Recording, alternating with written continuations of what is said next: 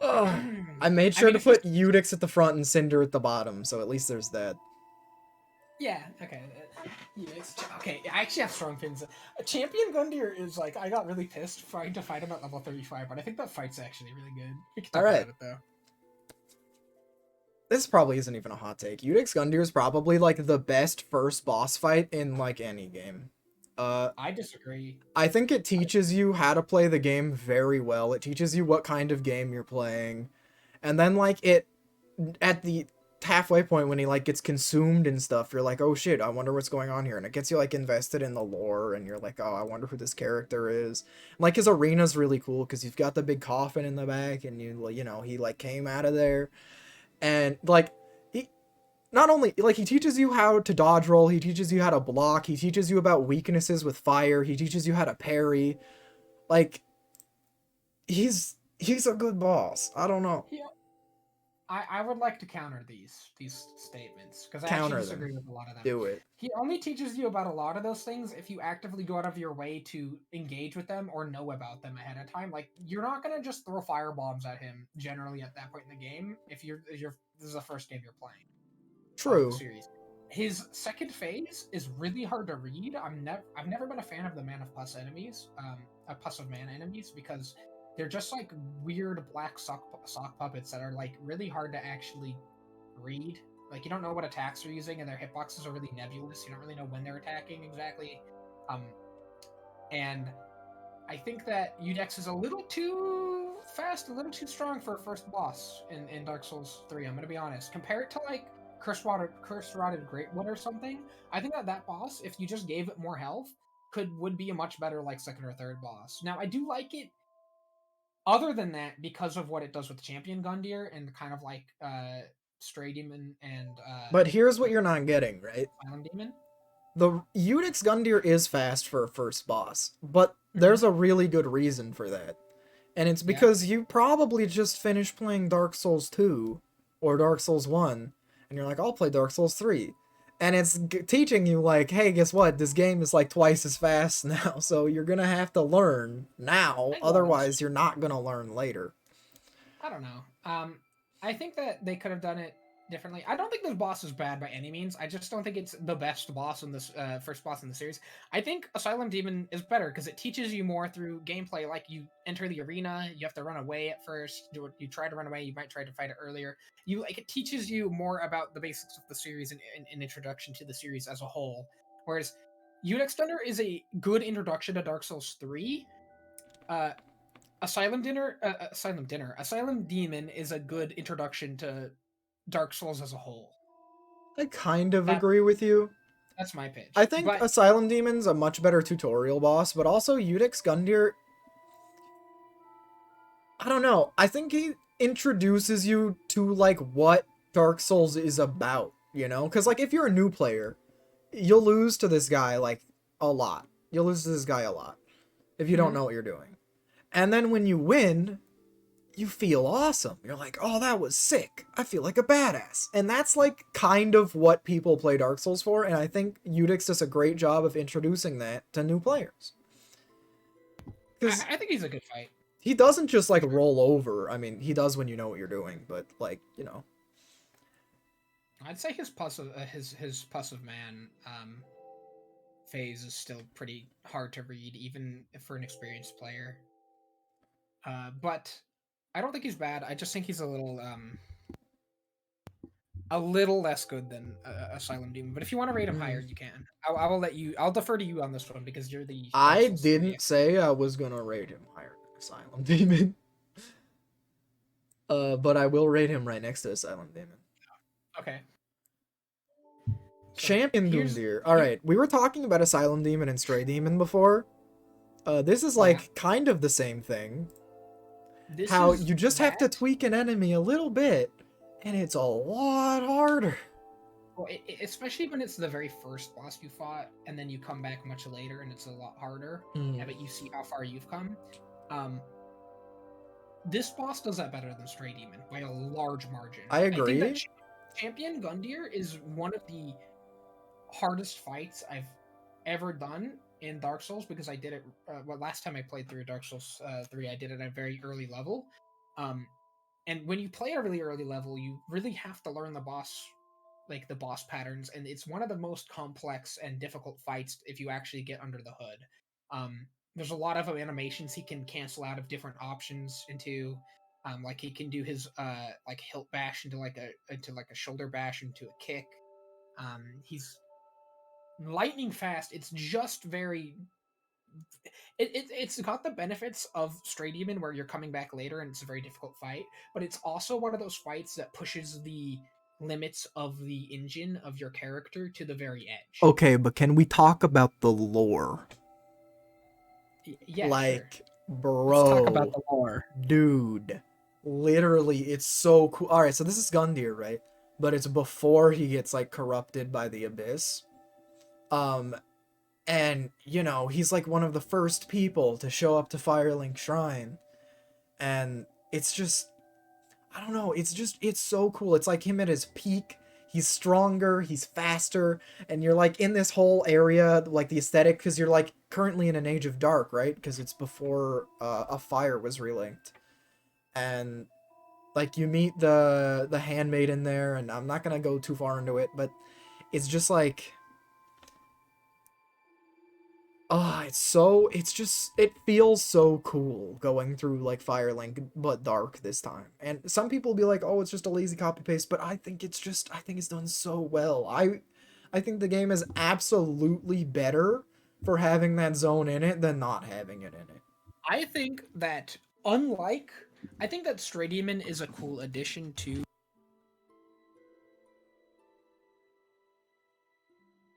Uh, he- there you sorry. go. As I was saying, yeah. I think that Stray Demon was a cool addition to Asylum Demon as a beginning boss. I think the reason why um uh Udex Gundyr exists is because they're gonna slap you in the face later on in the game with Champion Gundyr. I think that's an S tier boss, personally. Wait, hold on one sec. Uh, Oh. Yeah, we're still on Majula theme. another good theme. I think all the Firelink themes are pretty good. Yeah. But yeah, I think Champion Gundyr is an S tier fight. Incredibly complex. Is set up for you earlier in the game because you fight a weaker version of him. And in my mind, it really is that it's not that it's a copy of Udex, it's that that is a lead up, an introduction, it's a teaser for what is to come. Yeah, I agree. I think Gundyr's an S tier fight as well. I love Champion Gundyr as a fight. I think it's awesome. I think I'm okay with putting him fourth though. Yeah, I'd agree. Yorm. I'm gonna be honest with you, I've never fought this boss without using the Storm Ruler or using... No sane person would fight this boss without using the Storm Ruler. I've seen it done 100 times, and this boss takes you like 20 minutes to fight because it just has infinite HP. Okay. So use the Storm Ruler. And if you use the Storm Ruler, is this boss fight hard? Not really. Kind of dodge a couple attacks, hit him a couple times, he's down. And if you have Sigurd with you, he's even easier. Which you kind of want to do, because, you know, you're helping your boy out. Another cool lore moment. Like, Yorm was, like, the king of the giants or whatever, and he led a war, and he, like, promised... No, actually, specifically, he was the king of men, but he was Oh, the yeah. giant leader. That's true. He was the Yorm's lore only is pretty giant neat. king of men, but they all, like, hated him. So, Yeah. in order for them to trust him, he gave them the only thing that could kill him. Which, you know, was the Storm Ruler. And... Yep. Yeah, and he gave it to Sigurd, who was, like, his best friend. And, you know, he came back to take out Yorm, because Yorm went rogue. And it was his Sigurd's duty. You don't take him out. Yep, I think Yorm is really neat. I think visually he looks really cool. It's just not really much of a fight, unfortunately. No, the fight sucks, but the lore's cool. But once again, like Aldia, if you think that, if you value anything in this game beyond just pure difficulty and gameplay mechanics, I still think that this is a good fight. I'm gonna put him like I don't think I'd. here. Yeah, I think that's reasonable. I think I'd put him near Aldia because it's a very similar situation where it's more about the lore and the gravity of the situation. Yeah, it's more about the feel than the actual like fight, you know? Yeah. There are gimmick fights that are bad, and then there's gimmick fights that are like kind of good. The Undead Legion. Okay, I've recently fought this fight at like level 13. Because I was learning the speedrun for Dark Souls 3. And wow. Alright. So, the first time I played this game, I lost to this boss a couple of times, then I won. And it's weird because a lot of people were talking about how it was hard and it was like probably one of the first filters of the game. And it's like, oh, you know, like Undead Legion's pretty difficult. And I didn't really, I mean, it was kind of hard, but I didn't really get it. And then like subsequent playthroughs, I first tried them every time. I was like, bro, this is like the freest boss in the game. They have like 4 max HP. And then I fought them at level 15 and I was like, help. Help. Yeah, if you can stagger them, they're not that difficult, but you have to have the either enough stats to be able to maybe like trade a hit or two and be like confident in that, or just massive confidence in what you're doing to be able to actually do that. Yeah. They're pretty interesting. I think their phase 2 is cooler than their phase 1, but I think their phase 1 is an interesting like idea as well. Their phase 2 is really cool, but on low levels, their phase 1's so hard.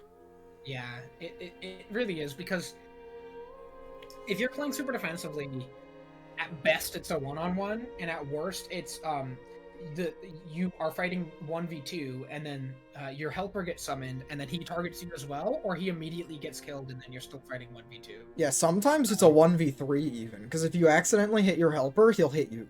So. Yep. It's pretty rough. It's not easy at all. Even if you know parries, it's like pretty hard. Like, his phase 1's very susceptible to backstabs, but even still, with super low damage, that doesn't help you. Like, this fight can be really scary. Yeah, but... you can parry him, you can backstab him, but ultimately, I think it's a pretty decent, meaty challenge. It's a big filter, but it's not an impossible one, or not like impossible to cheese or figure out a way around if you do enough attempts. If you know how to roll, I think this fight's really easy, and if you don't, it's really hard. And, you know, it's Artorias related, it's lore, that automatically bumps it up a little for me. For sure. It's also, like, one of the coolest fights. Like, they're all killing each other because they're corrupted by the Abyss, and they're, like, sworn to fight the Abyss. And they're essentially, like, the Artorias fan club. And he also drops, like, the 2 coolest weapons in the entire game. Yep. And he's, like, guarding, like, the Wolnir zone, too, which makes a lot of sense because Wolnir's hiding from the Abyss. And it's like, bro, it's like... Anyway, yeah, so... This fight... Even if it's not that hard, I'm putting it in A tier. Like, I'd agree. Probably. You're gonna find that there's a lot less Dark Souls 3 bosses, but I think on average they're much higher quality. Unfortunately, that means there's not a lot of interesting things to discuss sometimes because they're just good. Yeah, sometimes. You can say that they're good a bit. Sometimes you just go cool. He's cool. Yeah. But yeah, good boss fight overall. Demon Prince, also I guess is the demon in pain and the demon in from below as well as the Demon Prince. This fight's kind of bad. Oh, I would not say that. This fight's kind of bad. I would not say that at all. I think this is one of the best fights that they have in Dark Souls 3. Oh, bro, yeah, but then you decide you're gonna go a full caster pyromancer, and then you just go, well, I guess I've been filtered. Okay, there is a caveat. It is much like Smelter Demon in the sense that certain builds just have immense trouble against it. Pyromancy focused builds, if you don't have any other stat to rely on or any other tricks, it's pretty resistant to dark and it's incredibly resistant to fire. It's gonna be a very, very difficult fight. However, for most other builds, I think this is a pretty cool fight. I think that the first phase where you have to alternate, it's a pretty cool phase of, and the first phase is pretty cool because you'll have one of them is shooting you with these like poison ranged attacks, and the other one will ignite and like go into melee range and attack you, and then they'll Yeah. swap. There's an occasional moment where they'll both be in anger form, and then it's a little more difficult, but you can still fight them. But generally, it's just smarter to wait until one of them or both of them are in the poison mode, and then you can really Also, add a lot of damage. There's a lot of strategic depth, and then phase 2 is just insane, like insanely hard. There's a lot of like big AoEs, but it is a good meaty challenge. I somewhat of like not a fair thing to say because Dark Souls 3 is just a newer game. But like holy crap, some of the moves this thing does look so cool. Like yeah. its hyper beam thing, like the particle effects they're just so good. I'm like, "Oh my god, this boss looks amazing." I would say even for in Dark Souls 3, it's got some very particularly good looking moves. I will say probably another cool thing about it too. Most people know this, but depending on which one you kill first, the Demon Prince will have a different move. For the like really strong move, I think if you kill the demon in below, it'll do the laser beam, and if you kill the demon in pain, it'll do the Meteors, meteor. Yeah. So it's kind of a little callback to Ornstein and Smo with that. Except it's the two things that the demon in below and demon in pain are more similar to each other than Ornstein and Smo, but they still have the phase change, which makes them a little bit more unique in some ways. I don't yeah. know. I think it's a really cool fight. I would say that this is at the very minimum a B tier fight, if not higher. Um, it's held back by the fact that it is very much rejects pyromancers from like ever reaching Ring City unless if you summon. It's really difficult. Yeah. Or I guess the other thing is too is it's a little bit it's a little bit I think too difficult for the part of the game you're in. It's Because a if you hard boss, but I don't think it's for the last DLC, I don't think it's too hard, especially if you compare it to Meteor or Gale, like well, I would say the problem is less so much that it doesn't one shot you, but it'll just eventually drain your that's true. potions. Like you just run out of. I guess that's more of like a Madeir thing too, but my opinion on Madeir has changed drastically. We'll talk about that when we get to them. But yeah, I don't know. I would say Demon Prince is at least B tier, if not A tier. I like them a Really? lot.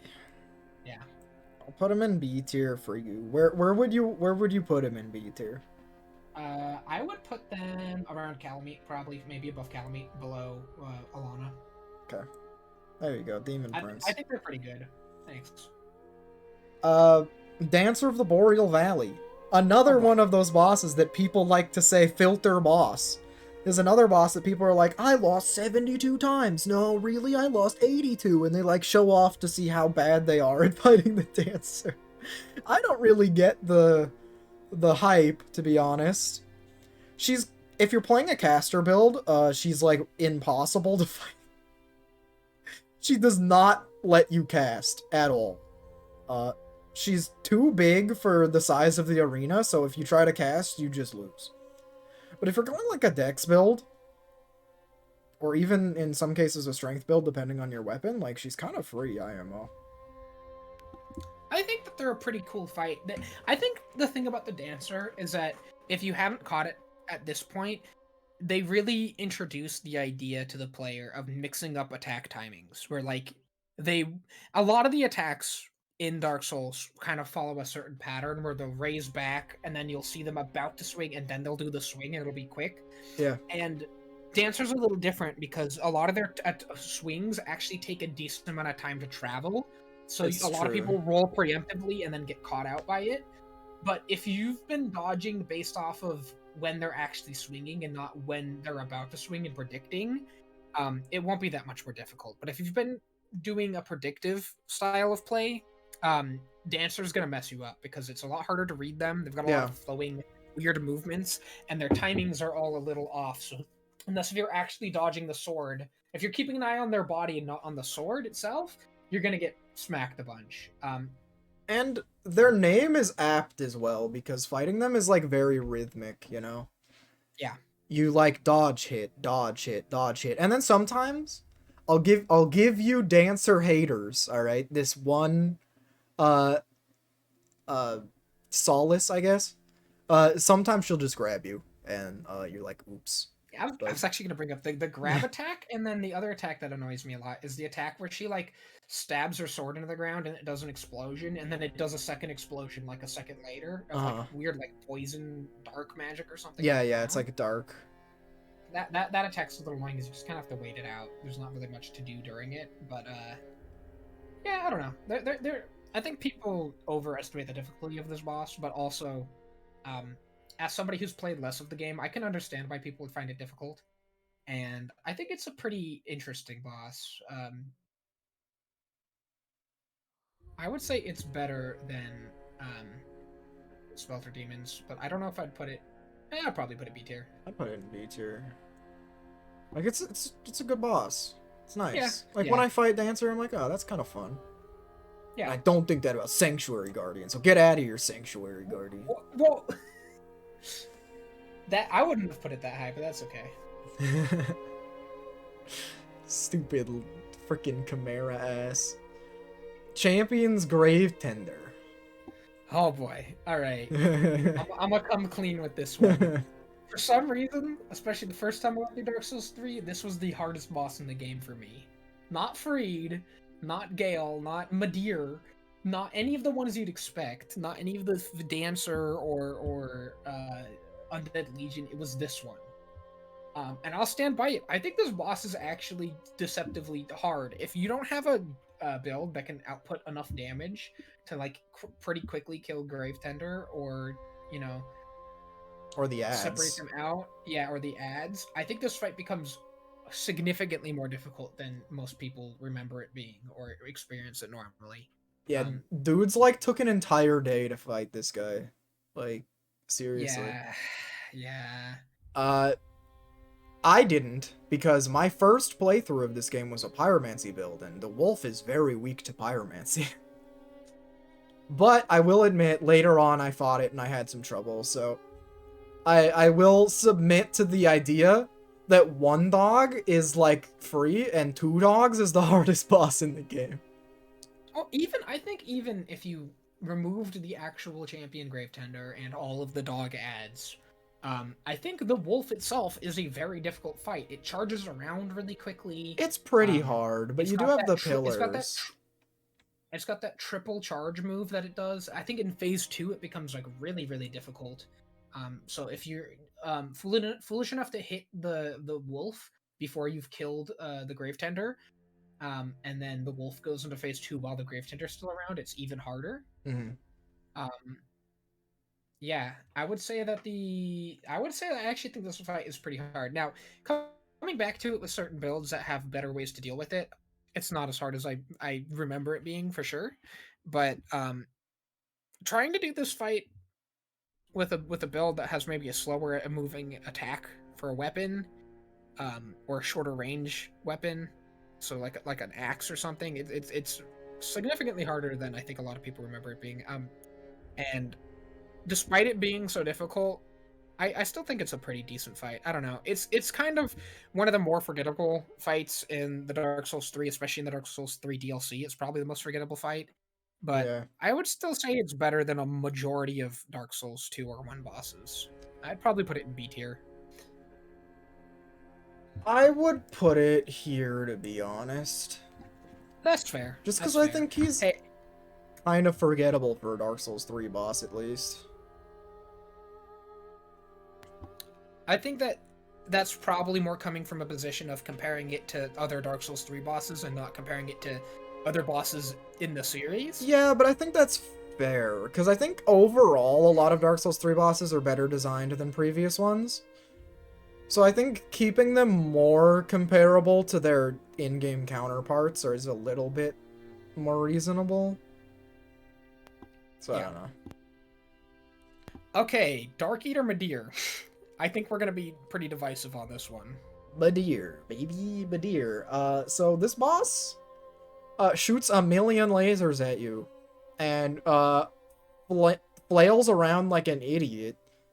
And you're kind of like, bro, what am I supposed to do against this guy?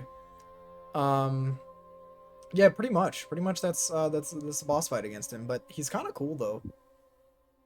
This boss fight, if you'd asked me a month ago, I would have said this was a terrible fight. Maybe not terrible, but I would have really not enjoyed this fight. Um, but a month ago, I was playing through Dark Souls 3 again, and I realized I'd been fighting Midir wrong the entire time. Now, that's partially a failure on the design of Midir. They should make it more clear on how to fight him. But if you stay in front of Midir and only hit his head, or really focus on only trying to hit his head most of the time, the fight comes to life. Because all of his attacks, most of his attacks that are interesting to engage in, are like frontal swipes with his claws and like bites and stuff. And if you dodge left and right and you could stay near his head and whack it, you'll actually do a decent amount of damage. It won't last nearly as long, the fight. Yeah. He won't spam really annoying attacks like laser beams and fire breath nearly as much, because he's going to be using attacks that are hitting the creatures directly in front of him, aka you. It's a much more entertaining and better fight. And actually, after I figured that out, it took me a couple of tries, but eventually when I actually beat him, I had like 9 Estus left. Like, I beat him with a ton of Estus left. It wasn't even that close a fight, like, because I got in the zone and I was like, oh shoot, like, you get the rhythm of it, and this fight's actually not super hard. I used to think it was like the hardest fight in the series. I no longer believe that. I think a lot of people that play Dark Souls 3, at least from the concourse I've heard, it's either Midir is the hardest fight in Dark Souls 3 or Gale is. I don't think Midir or Gale are harder than like on level. I don't think they're harder than like Champion Gundyr or even like Soul Cinder. But yeah, Midir, I think a lot of people fight wrong, and I think if the design of Midir pushed people towards fighting him the correct way, more easier, or more people were able to figure out that that's how you're supposed to fight him, I think a lot of people would think he was one of the best bosses in the game. But because he has that failure where you have to realize how to fight him and make it a fun fight before you actually have it be a fun fight, I can only, in good faith, I can only put him up to like A tier. Well, I also feel like sometimes people have the issue where Midir's head is a little higher off the ground, so depending on your build, it's kind of hard to hit. Kinda, but he holds it lower to the ground than like than the King of Storms does, even, I think. So a lot of it, like his bite attack especially, he leaves it near the ground for a while. It's doable. That's all I'll say about it. It's definitely doable. I would say that this fight should not be lower than B and should not be higher than A due to the reasons I described previously. So I will let you place where you will in that range, but I think that should be at least. I like the boss fight. I think he's cool, and I like watching people lose to him. It makes me feel good, because like Midir wasn't a boss fight that was designed like Midir wasn't a boss fight that is bullshit because he was designed bad. Midir is a boss fight that was designed to bullshit you. Which I know sounds like it could be the same thing, or it's like, oh, that's just like the way you're wording it, but really, I promise you, there's a difference. There's a big difference. I think he's better than Calamite. I'm gonna be honest. I think he's better than Calamite. I don't think he's as good as like... I don't think he's as good as like Burnt Ivory King up, but I think he should be between Calamite and Burnt Ivory King, somewhere in that range. That's a relatively large range, but I will put him...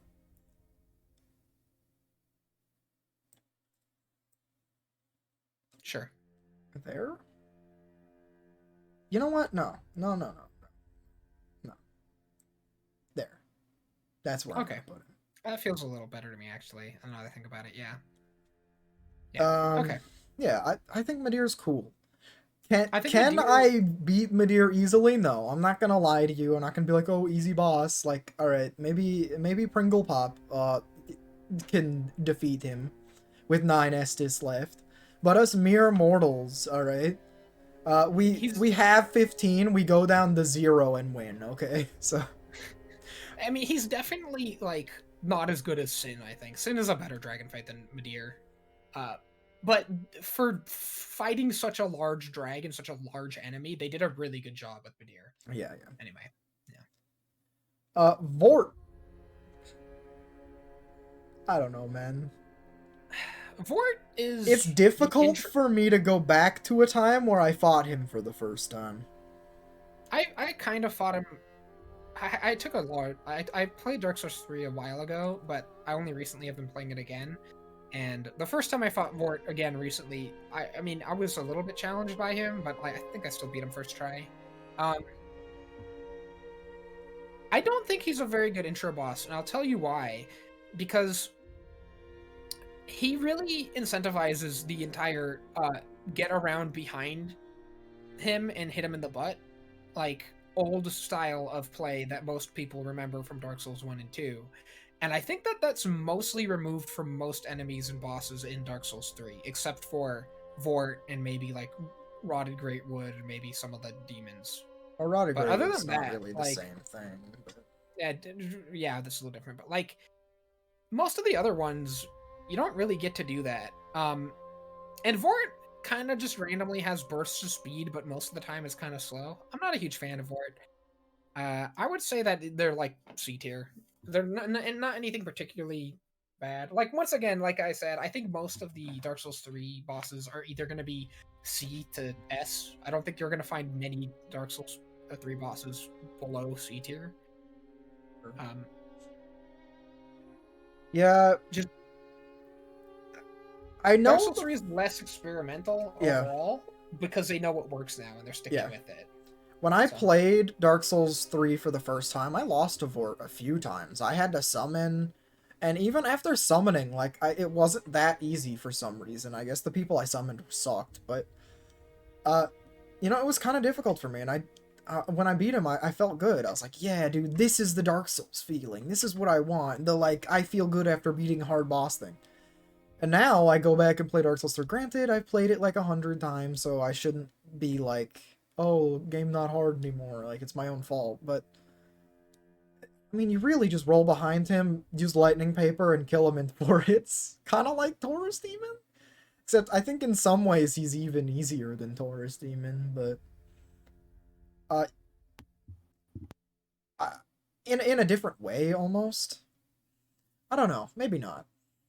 I don't think I would say he's... I'd say Taurus Demon's a bit harder, but I like Taurus Demon more than Vort. Yeah, so Taurus Demon teaches you fundamentals about the game where they're at a lot better, and is a lot more cheesable for the place where they're at. Being in Dark Souls 1, where you need to be able to have the flexibility of tackling him in a bunch of different strategic ways, and Vort you kind of just have to beat, and he's just kind of like a big a dude that attacks. Crystal Sage. I think this is gonna be like the only Dark Souls 3 boss I put in D tier. His boss sucks. You're gonna put... I can think of one more that you might put in D tier, but other than that, yeah. This fight is put it like kind of lame. Here. You don't really need to dodge most of their attacks. If you just run... They're literally weak to physical. Like, what? Yeah, so you just whack them to like 1/3 of their health, and they teleport away, and then there's like 10 of them. And if you guess the right one, you win instantly. If you guess the wrong one, you might get shot in the back by 12 homing crystal soul spears and die instantly, and then you just run back and do it again. Also, when they're phase 2, they have purple magic, the real one, and all the clones have blue magic, so you can tell which one is the real one anyway. You can. Like, it's not even that difficult. No. I think it would be a more interesting fight if the clones were actually, like, clones. Although it'd still be kind of gimmicky and maybe not as fun. I don't know, but... I mean, the fight's... It's a pretty bad gimmicky fight. Anyway, it sucks. It's about as good as Pinwheel. Yeah, Crystal Sage, literally... On a good day, you walk up to Crystal Sage, kill it in 1 hit, and move on. On a bad day, it cheeses you with 300 million sorceries from clones, and you die, and then you come back, and then you one-shot it and move on with your life. It's like Pinwheel, but without, like, the interesting character design. It's just a dude with a big hat. Not to mention, because this sort of counts, you fight Crystal Sage later, and Crystal Sage is just a shitter in the Grand Archives, because they just shoot home in Crystal Soul Mat, well, you know, the closest thing to it. I don't really think it's a spell you can get, but They just shoot those things at you, and they just follow you around the Grand Archives, and it's annoying, and you have to kill them quickly, otherwise they'll just keep shooting stuff at you. It's just like, please. Yeah. Stop.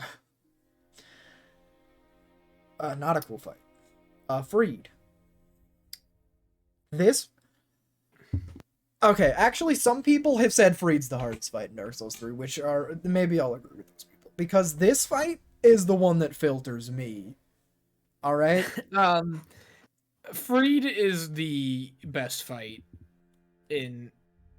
no, it's not the best fight in Dark Souls 3, but it is one of the best fights in the entire series. It's gotta be S tier. I mean, obviously. I would say it's better than Gundyr. I'd say it's better than Fume Knight. Yeah. I would say it might be the third best fight in the series. Freed is incredible. The amount of...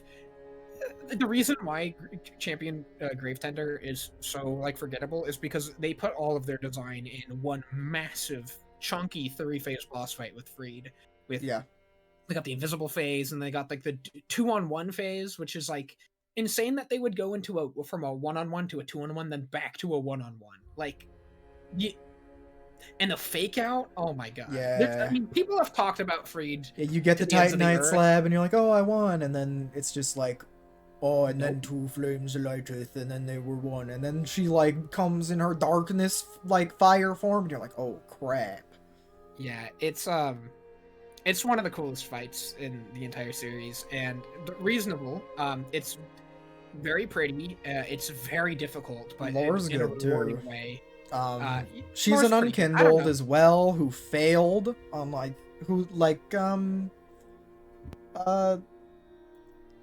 Hawkwood. There you go, Hawkwood. She's like him, kinda, except less of a loser. I wouldn't put her lore on the same tier as the other people in this category. The reason she's up here is purely for how just insane her fight she's is, also like Yuria's sister, and they like had a disagreement, and that's true, yeah. There's that whole thing with like Londor that's kind of interesting and sort of important to Dark Souls 3, but it's a little vague. Not as impressive as Artorias or Gwyn or Gundyr or Fume Knight. Like, that stuff is heads and shoulders above Freed. But despite that, Freed is like the second or third best fight in the series because of just how insane, how tight especially in the third phase, but even in the second and first phase, it's still a difficult fight and tough mechanics. And I think this fight took me like, I don't know, I don't want to say 40, but it was a lot of attempts. Although I think at some point I was getting diminishing turns. I was like getting really tired, and my first clear Freed probably took me like 30 times, and every subsequent time I've beaten Freed has taken me like 10. Like, she never stops being hard for me. Yeah, but it's a really good fight, and music is great. Yeah, there's not a lot to say about it besides it's just really, really good. Aldrich, this boss sucks. Whoa. I honestly think that this should be D tier. I was gonna put it in C, but I think that this fight isn't any better than like Executioner's. I think it has less original ideas than Executioner's Chariot. Yeah, and it does.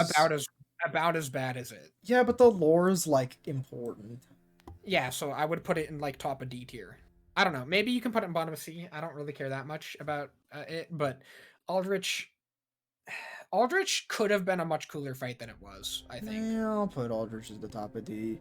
Bro, he just spams projectiles. You dodge them, then you win the fight. You don't dodge them, then you die instantly. That's the fight. Congrats. If his projectiles weren't so, like, you spent so much time dodging them, if you just had to dodge the projectile at once and then it was fine, instead of them being like a billion homing projectiles all at once, or like it's a constant, trillion arrows forever. Or something. Like, if it was just occasional projectiles and then he teleports around and then there's more projectiles and you close the gap, and then they could actually give him the design to give him actual melee attacks, which would make him more difficult, but they can't do that because otherwise he'd be impossible to deal with.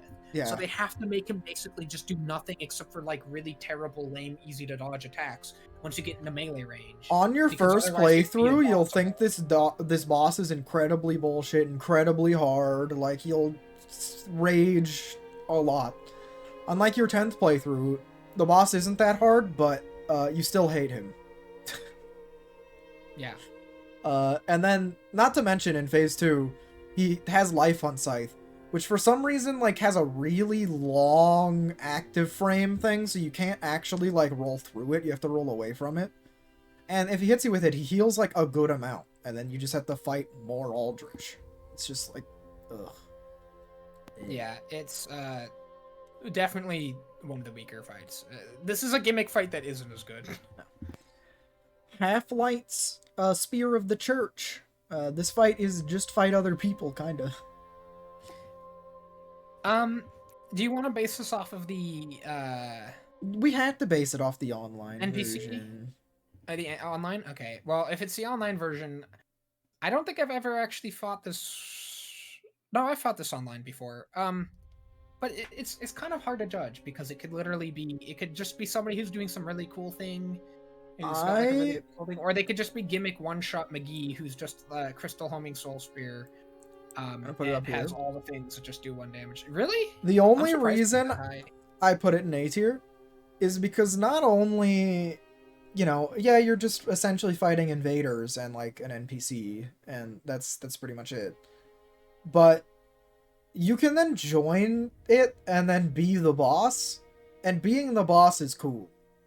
Like, I like the idea. Yeah, but that shouldn't be. I mean, this is a tier list of how hard it is or the experience of playing against the boss, not playing as the boss. Yeah, but it's a part of it, right? Like how it's a part of Looking Glass Night, kinda.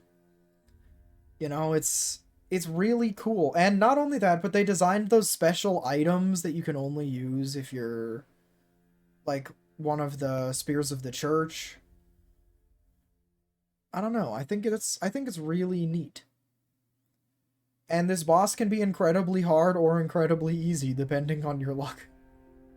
Yeah, and I do enjoy a lot of the things that the special items they added for Spear of the Church are very cool and add a lot to the fight. So it feels more than just like an NPC invasion. Yeah. And they've got the Painted Guardians. But you know, I personally wouldn't put them aside, but if you feel strongly about it, I don't particularly feel strongly about it, especially if you're talking about the NPC. I've not the NPC version of it because it's hard for me to judge.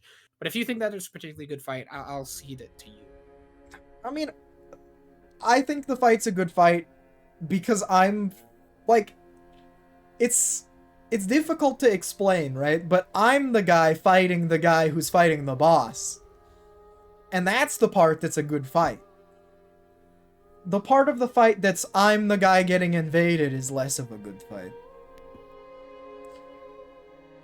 I suppose. So, I don't know. They could certainly do the mechanic better. Maybe they will in Elden Ring. Like, maybe they'll make it to where you can play as, like, an actual boss, you know? That could be fun. But yeah, I don't know. I think I like the concept more than the actual execution, but I think it's not bad. I think I'll put it here. I think it's more reasonable. Like, I think I like it around the same as Dark Lurker. Dragon Slayer armor. This is a weird boss. It's a pretty standard boss, but I would say it's actually, I think it's a pretty decent bit better than a lot of the standard bosses. Like, I would say it's not anything particularly special, but I think if you add in the fact that it's got like the butterflies firing at you, and it's got that like really crazy like lightning strike attack, and just the shield bashes it goes after you with, I would say this is one of the I would say like a super low A tier.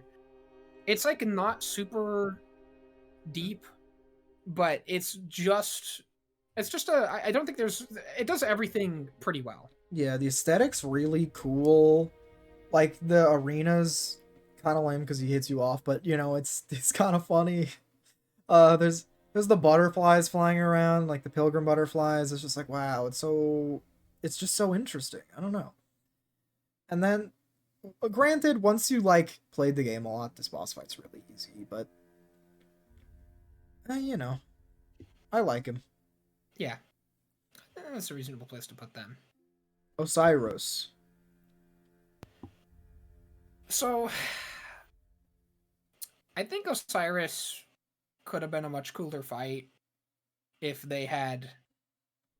He feels like one of the bosses that they made first for Dark Souls 3 because it feels like the mechanics of the game hadn't been figured out entirely yet. A lot of his attacks don't really hit where they look like they should, and don't like towards the benefit of the player actually, because a lot of times you'll like roll or like you won't even roll and he'll like do a swing that'll like pass basically through you and it won't hit you. But also a lot of times he'll just like run at you and then you'll dodge out of the way and get hit anyway. Yeah, it feels a little clunky. This feels like a Bloodborne boss in Dark Souls 3, but like not a good Bloodborne boss, like a middle low tier Bloodborne boss in Dark Souls 3. Yeah, I think this boss is kind of bad because like his first phase is basically just hit him for free, and then his second phase is just bad hitboxes. So, I don't know. The lore, I'm actually not a huge fan of either, but it's okay. It's not the worst, but like he's just got the Seath thing, but he doesn't really give the same energy as Seath in my opinion. Like he's too. I mean, I don't know. He's just a Seath simp, so he can't be as cool as Seath. Yeah, I would say this is, but on the other hand, it is a Dark Souls 3 boss, which is already it's gonna be probably tighter, like more tightly designed than most Dark Souls 2 or 1 bosses. I still think this is like a C tier boss. I just think it's only a C tier boss. No, I agree. I'd put him like here maybe. Yeah. Wolnir. I kind of want to like put him next to Magus and Congregation. Wolnir is basically kind of the same thing as Old Iron King. If anyone gets to this point in probably I'm gonna cut this up into 3 videos, but please tell me how people keep losing to this boss. Like I'll put my sign down in front of Wolnir, and constantly people will just run into the smoke and die. Like all the time. I'll put my sign down and get summoned in, and it's like, oh, they died again. Oh, they died again. Oh, they died again. Like I'm like, how? How do they do it? It's because they want this fight to be over quicker because it's just kind of boring. But you can literally start the fight, break a bracelet, break a bracelet, then run over and break the other one, and that's it. Yeah, pretty much. But even then, like if people want it to be done even faster, it's just kind of a clunky fight. I think this is another D tier fight. This isn't even a fight, bro. You fight his bracelet. You don't fight the boss. I know, but it's about the same as Old Iron King in my opinion, where it's just like this upper half of dude and you have to hit the hands. I think it's pretty much the same. Thematically cooler than Old Iron King, but gameplay is worse actually than Old Iron King, so it about balances out. I'd agree. I kind of like his lore, how he was like this really powerful like ancient king of this civilization. Yeah, the lore is cool. And how the Abyss was coming to like get him because he like traded his soul for power or something. And he was like, oh, I'll hide away in like this pocket dimension with these bracelets and I'll never get taken. And then you break them and then they just take it. And you're like, all right, bye. Yeah, pretty much. It's cool. Curse Art of Greatwood is not cool though. You just hit sacks on a tree. And there's ads, and then there's not ads, and then if you run away from him, he falls over on his face, and then you kill him instantly. I'm gonna be honest, I think Curse Art of Greatwood is, like, worse than Prowling Magus. Yeah? I don't know. Maybe not, but... Sure. It just doesn't even feel like a fight to me. It feels... Sure, dude. Yeah, if you have, like... If you're going in as a pure sorcerer, too, this fight is literally unbeatable. Yeah, bad fight. Nameless King, alright? I don't know if you agree with me on this, but I'm just gonna... There we go. Oh, okay, S tier. I actually wouldn't put him S tier. I would put him like high A, but I can respect the S tier. I'll say you can leave him there for sure. Alright, then you're not gonna like what I do next. Oh, okay. See, now we're disagreeing. Like Nameless King is my favorite fight in this game. Wow, I love the Nameless King fight. I love the lightning aesthetic. I love the lore. I love the zone. I love like this the fact that it's like a secret zone, and then you fight this guy who's like the long lost like son of Gwyn, and then he's like on a dragon, and you're like, oh, why is he on a dragon? I mean, it's not really a dragon, but it's like, oh, he allied himself with the dragons, like that's why you got kicked out, and then like you learn this lore with the Dragon Slayer armor, you know, like how it was like Ornstein who left to like go join the Nameless King, and bro, it's like It wasn't Ornstein, it was the son of Gwyn. the Nameless King is the son of Gwyn. I'm saying Dragon Slayer armor. Yeah, that's what I said. Oh. Sorry, I'm getting confused. Yeah. Yeah. Oh, yeah.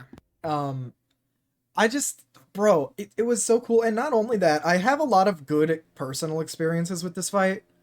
Like, it took me a while to beat, and when I beat it, I felt like super awesome. And then I went through it again with Amoeba. And, you know, it took him forever to beat, too. And we tried, and we tried, and we tried, and eventually we beat it. And he was very happy when we beat it, all right? He was like, yeah, that fight was cool, I had a good time, and then I had a good time, and I was like, wow, this is awesome. So anyway, basically my experiences paint this fight to be maybe slightly better than it is, but I just think it's awesome. I think this fight is great. Don't get me wrong. I think it's definitely like either one of the best A tier fights or one of the lowest S tier fights. I just don't think it is. It feels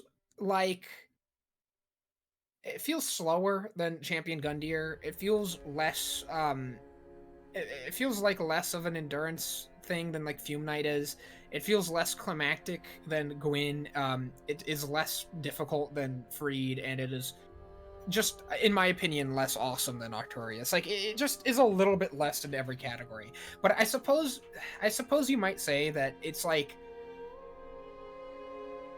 Nameless King has like an A in every single category, whereas Artorias might have like an S in like theme, but like might be a little bit less good in difficulty or something. And I just think it's I would say Nameless King is very quality, but it doesn't represent any singular aspect to its like highest possible degree.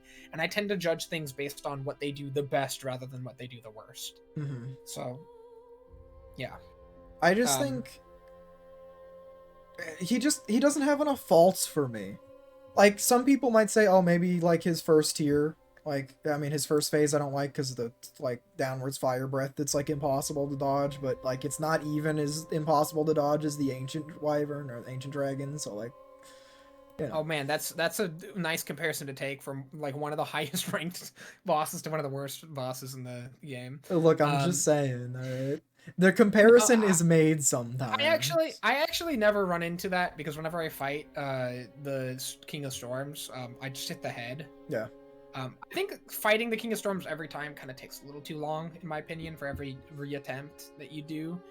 And I think that some of his attacks are a little clunky, like when he does that move where he jumps to the side while shooting at a curtain of like wind, and then he does like a spin and then attacks immediately after. That spin is really awkwardly timed. It looks like you should roll before you actually do end up rolling to dodge it. Maybe. There's a couple of things to me, he really feels like one of those bosses that they designed to pull all the mechanics out of Dark Souls with. Because with the combination of his big form and small form, I think they really just try to have you do everything you can in your toolkit in this fight. I think that Champion Gundyr is a more difficult fight than he is, or at least it pushes you closer to the edges of the mechanics of like what the mechanics are capable of. Maybe. I never personally had that issue, but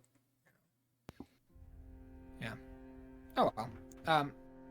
Well, I think it's just he does more damage than Gundyr, but if they did similar amounts of damage, I think we'll return to the S tier eventually. Sure. There's S tier bosses left. We got a couple to finish off with, and we might find that maybe there's somebody who's even above King of Storm, you know? Old Demon King isn't him though. It's not Old Demon King. No, it isn't. At least he's a boss, so he goes in C tier. Let's see. Nito. is kind of a cool callback in like thematic of being like a Silent Theme or whatever, or like Demon Fire Sage, but there you go. I don't know. He kind of just isn't really much of a threat, but sometimes he'll spam ignition and it'll hit you, and then occasionally he has that thing at the end which is really cool lore wise, where he like detonates and it like basically ends demon kind or whatever. It's like a really big lore moment. He just goes out, he burns out entirely. It's a cool fight. It just isn't that deep or challenging. No. Most of the time. Especially if you pop like any fire resist stuff. Especially if you itemize against this dude, he's kind of a joke. If you compare Old Demon King to Champion Gundyr or Nameless King, who are the other like optional area base game bosses, is not even close. No, but I think I think a better comparison would be if you compare like Demon King to like, I don't know, something from like another boss of the same weight category from Dark Souls 3. I don't know, like Vort? Yeah, like I guess Vort. He's a lot better than Vort for sure. I mean, I put him higher than Vort, but I guess, yeah. I would put him above. No, I'd actually put him here. That's fine. I'd maybe put him next to like Taurus Demon or something, but I don't know. I don't feel the need to move him around that much. This boss is like, you roll over the rings of fire that he spams and just run from the meteors, and then he dies. Well, he's got the swings he does sometimes too. It's a little bit more than that. He's got some other moves that he pulls out. It's just he's got some big signature moves that stick in your mind, but he does have a full move set, I think. He does, but they're really easy to dodge.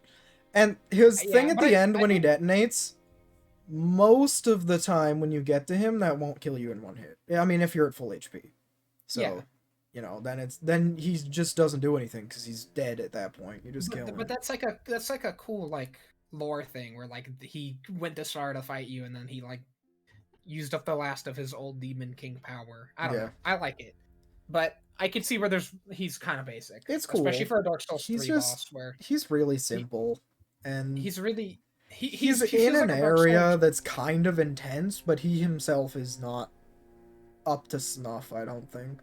He kind of feels like a Dark Souls 1 or 2 boss with a couple of extra moves, like the Ring of Fire that got added on, so that he would look like a Dark Souls 3 boss. Yeah. Ancient Wyvern. This isn't a boss. That is a boss. D tier. If you fight his foot, he's F tier, but don't do that. I think that the fact that he's given a health bar is suggesting to you to at least try to fight him once by his foot, and then you'll get stomped. Yeah, maybe. And the fact that there's a fog wall, I think that this boss should be top of F tier. Sure, whatever. I don't think anyone's gonna send me hate comments for that.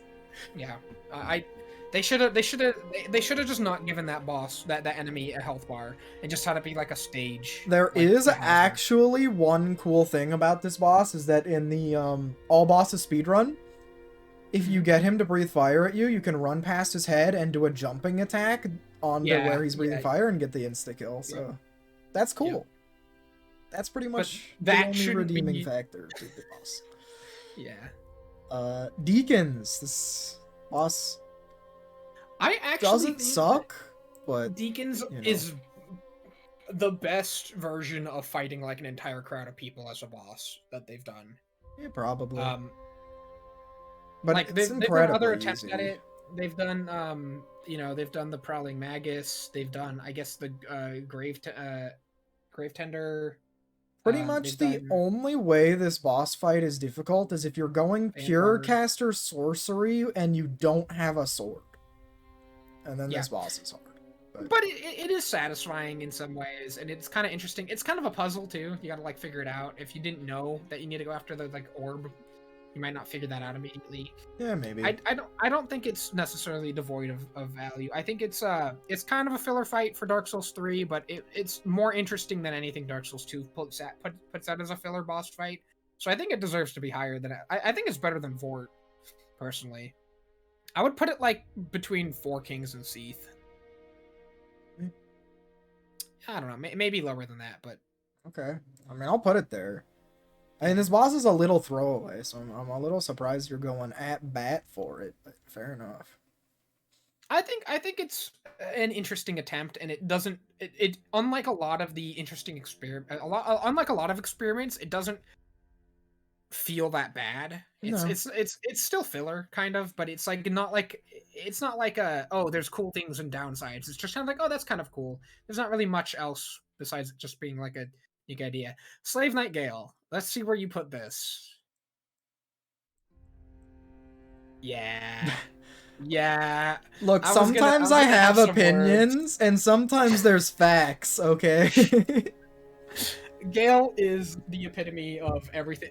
Gale is the crowning achievement of FromSoft at this point in time. I haven't finished Sekiro, so maybe that's not entirely true, but in my opinion, it is the best boss fight in any game I've ever played.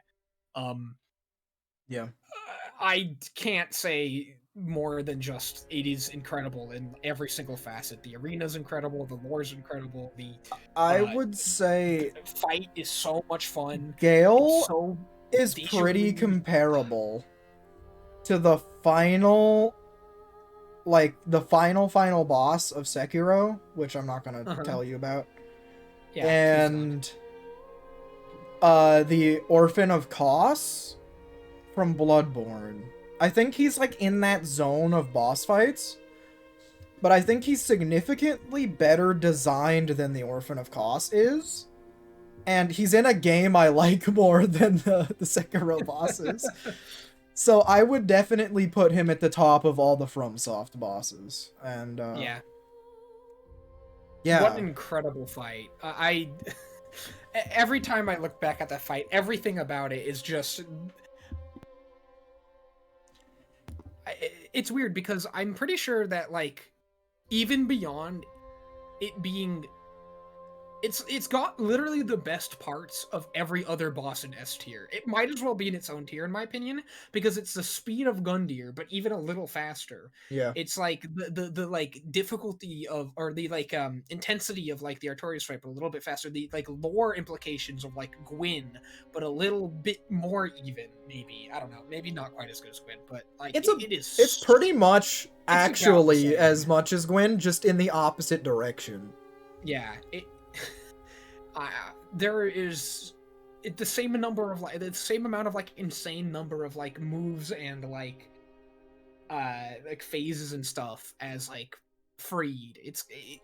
Yeah. Literally it's like it takes the best part of each of these other bosses and puts them together. And Not to mention it has the most important thing from all of the bosses, which is cool. Yeah. Well, I think it's the coolest fight in the entire series too. I think there's one fight we're missing from S tier that I don't know if you agree with me. Yeah, okay, but that it also pulls from that as well. Yeah.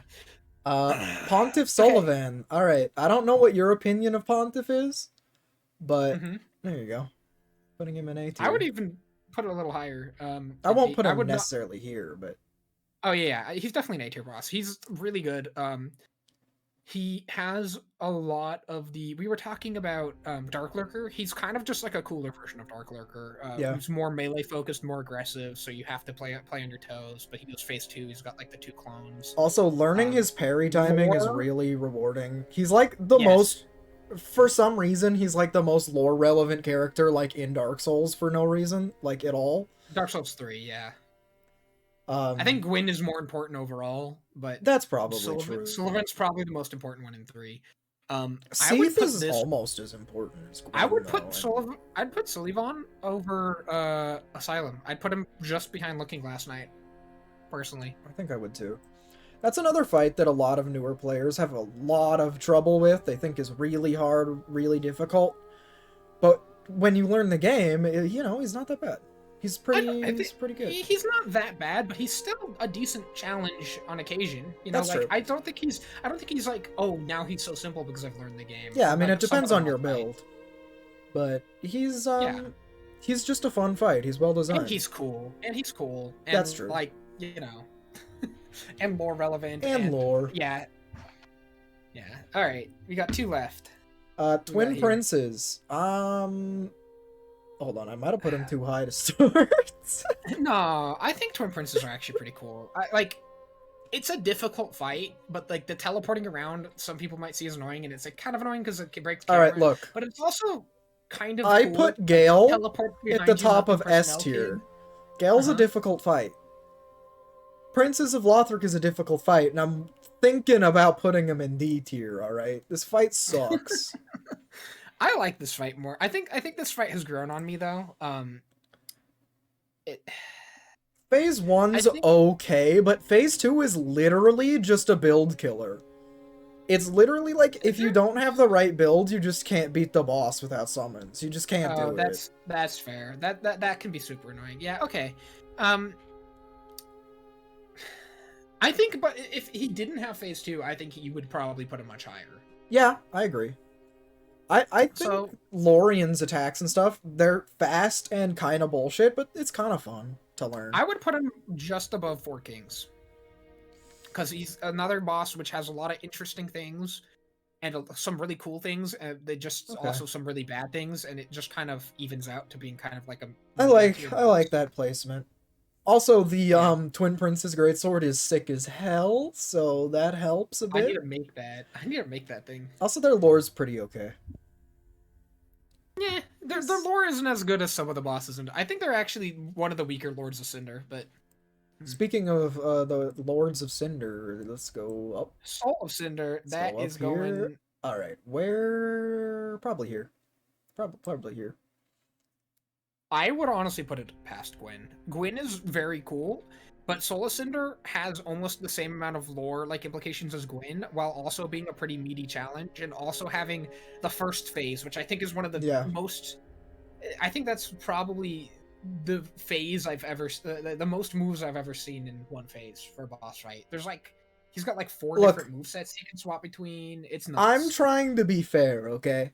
I think Soul of Cinder is a cooler fight than Gwyn, but I think Soul of Cinder in Dark Souls 3 compared to Gwyn in Dark Souls 1, like I think Gwyn takes it. Maybe. You know what? Yeah, you're right. You're right. But I think that's a pretty contentious. Like it could be either or. They're both very, very good. I love the Soul of Cinder fight. Like, I think it's really cool. It has a million moves, which granted, that doesn't make a good boss fight, but it helps. Well, it makes it very replayable, and also very cinematic, and also the lore implications are really cool, and the arena is one of the coolest in the entire series. Yeah, the arena's awesome, and like the music. In fact, is so I would hazard to say I think Soul of Cinder might have the coolest arena in the entire series. He might. I mean, I wouldn't not say that. Also, the Soul of Cinder boss theme is incredible. Yeah, especially in phase 2 when it brings back the leitmotif from it's so good, dude. From Gwyn. Oh, so good, so good. Yeah. Either way, it's S tier. It's like right next to Gwyn. It's about as good as Gwyn was. And Gwyn was an incredible final boss in Dark Souls 1. And Soul of Cinder's an incredible final boss for Dark Souls 3. They did a good job. Vendrick, we're not going to talk about. Actually, Vendrick's not the final boss, but he fills the same role. Final boss. Like, yeah. Vendrick sucks. I guess. I guess Natasha's the actual final boss of Dark Souls. That's true. But like, that also is not very good. No. So. But So just by count, we have in S tier we have 1 boss from Dark Souls 1. No, or 2 bosses from Dark Souls 1, 2 bosses from Dark Souls 2, and 4 from Dark Souls 3. So that should let you know about. We only have 1 Dark Souls 2 boss in S tier. No, we have Fume Knight and wait. And Fume Knight. Oh no, we just have Fume Knight. Never mind. Sin I put at the top of A. Yeah. I still think Sin's like. That's the thing, right? Like, I think Sin is the best you could possibly do a dragon fight of that size. Like, because everyone else in S tier is like a person. Look, I think I think Sin is great, but like, do I think he's as good as Gundyr? Like, of course I don't think that. So no, but I think he's a significant amount better than Looking Glass Knight. I don't know. Anyway, that's our tier list. Yeah.